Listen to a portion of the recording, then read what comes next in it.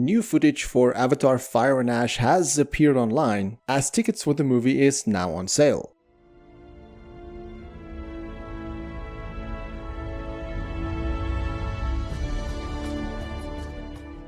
Avatar Theory here, hope you're doing well and having a fantastic day, and as mentioned, tickets in most regions are available right now, and with that came some new scenes for Fire and Ash. I will leave a link to all of this in the description and the pinned comment below if you want to check out the full videos for yourself. But the first one comes from the official Avatar Instagram account, and the video itself is roughly 16 seconds long, so not too long, and it opens with a showing of cinema seating where some of the seats turn into the Avatar A, specifically Fire and Ash, and then the screen kind of burns to the logo where it shows a new clip of Jake where he says the day has come. I'm not entirely sure what he could referring to in the scene, perhaps indicating that the day has come where they must take the fight to the RDA, that the day has come for war. And then it shows some scenes that we've seen in some previous trailers with the text, movies don't get any bigger than this. And then we get a quick glimpse of the Night Wraith looking really menacing, and honestly this looks like something out of a horror movie. And we can see there's obviously fire in the background, and based on the setting itself it does look like this could take place during nighttime, so obviously during some sort of big battle. And then we hear a voiceover which sounds very similar to Moat, where she says it is time, possibly talking to Kiri, maybe talking to Awa. I'm not entirely sure because like I said, the clip itself is only 16 seconds long. But then we get to a clip that was posted by Fandango, which is roughly 1.5 minutes long, and it is a mix between new clips and interviews with the cast. Whereas first it shows Zoe Saldana saying that if you thought the Way of Water was big and impactful, Fire and Ash is going to be an experience like anything. And again, if you want to watch the video for yourself, it is linked in the pinned comment and the description below. Now it also shows multiple scenes which we've seen in previous trailers, but then we get a brand new shot which I'm guessing is the beginning of the final battle of the movie, where we see dozens of skimwings, dozens of Ikran, and all of the Ikran is mounted by Na'vi. So I'm guessing this is a combination of the Metkayina and the Metkayina teaming up, and of course with Jake and Neytiri standing front and center, ready for battle. Now it's also important to note that Neytiri in the scene does have her bow, so this also indicates that obviously her bow does get prepared in the movie, and Jake has a very similar hairstyle to what we saw in the first Avatar movie in the final battle, so this is likely a callback to the first movie. And then we hear Cameron essentially saying that it's a culmination of the adventure from their previous two films. And then as it shows more clips from scenes of previous trailers, we hear Sam Worthington do a voiceover where he says that this movie will start to see them tear. And then it also shows a new clip of Jake and Neytiri where Neytiri tells Jake, "I thought you said you could protect this family," and Jake angrily shouts at her saying, "I was wrong.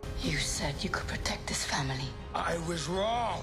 Now you can see Neytiri still having an armband because we know she gets shot with an arrow. We know she gets injured pretty badly in Avatar Fire and Ash. So this obviously takes place sometime after that incident because it doesn't seem like she has a bandage anymore. But of course her arm will still be affected. And then it continues to show us more clips we've seen before. And then it jumps to a clip where we see Jake jumping out of the forest and shooting an Ash Clan member with an arrow, and you can clearly see it goes straight through him. Now I do think that this particular scene does take place while the kids are being captured by the Mangquan, and in the clip we saw of that, know that Jake was kind of handcuffed by Quaritch. So I do think that maybe Quaritch cuts his handcuffs and then Quaritch goes to talk to Varang, kind of distracting her, and that is when Tsahelu happens between Quaritch and Varang. And during that scene, while Varang is distracted, that is possibly where Jake jumps out of the forest or jumps out from behind the plants,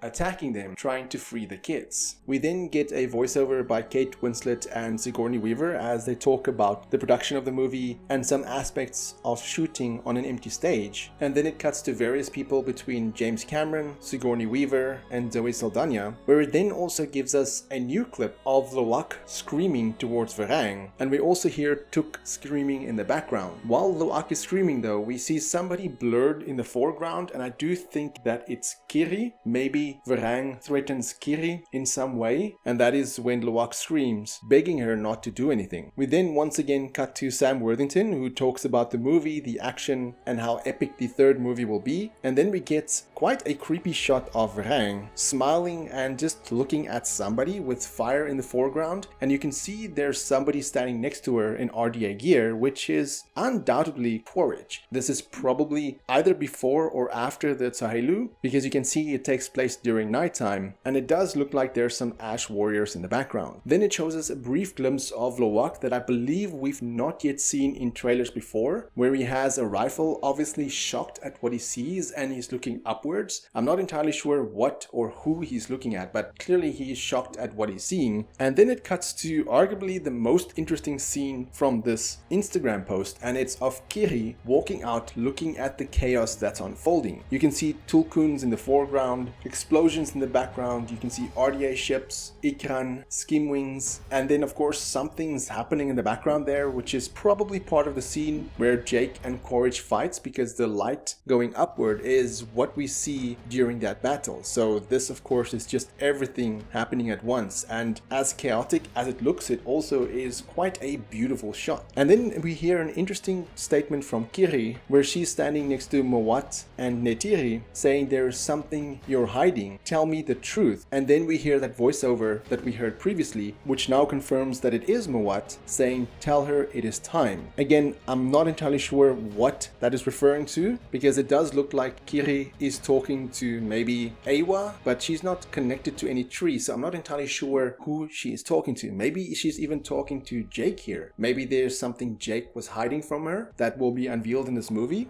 because shortly after it shows the clip of Jake with the Great Leonopteryx, and then after that we also get another brand new shot of an RDA ship, which does look like it could be the RDA dragon ship using a flamethrower attacking the Metkayina clan. And right there at the bottom right, if you pause the scene and you look at the bottom right, you can actually see that it is Varang and Quaritch standing there at the bottom looking at this chaos unfolding. I'm guessing this scene is connected to the one where we see Jake running to the front, stopping the Metkayina, trying to stop everything where the RDA is arriving at the Metkayina. I mean, it's pretty obvious that these scenes are connected, so we now can see that the RDA certainly brought their big guns, trying to destroy, trying to completely wipe out the Metkayina. And this is of course where Jake surrenders himself, or I'm speculating that this is likely where Jake is surrendering, giving himself up to be captured by the RDA in return for this chaos to stop. And then once again we just get a few shots that we've seen before, where it just cuts to the title Avatar Fire and Ash. So overall, quite a bit to unpack here, quite some interesting scenes that were shown, a lot of new stuff and stuff we've seen before. But like I said, if you want to watch all of this for yourself, then the link to it will be in the pinned comment and the description below. But let me know, what do you think of all of these new clips? Because with marketing going full steam ahead, we will probably see a lot more, not only in the coming weeks but in the coming days. So if you want to stay up to date with everything Avatar related, then be sure to click the subscribe button. Until next time, have a fantastic day and stay safe.